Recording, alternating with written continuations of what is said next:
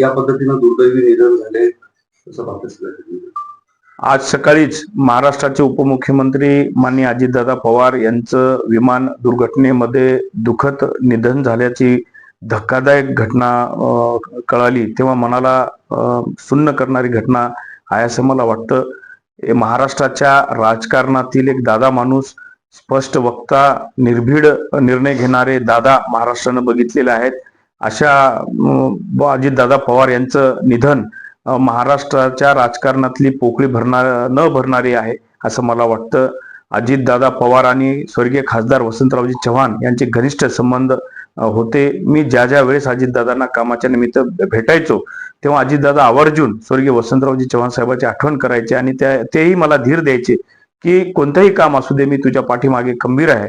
आज अजितदादा पवार आपल्यातून गेल्यामुळं खूप मनाला वेदना होत आहेत.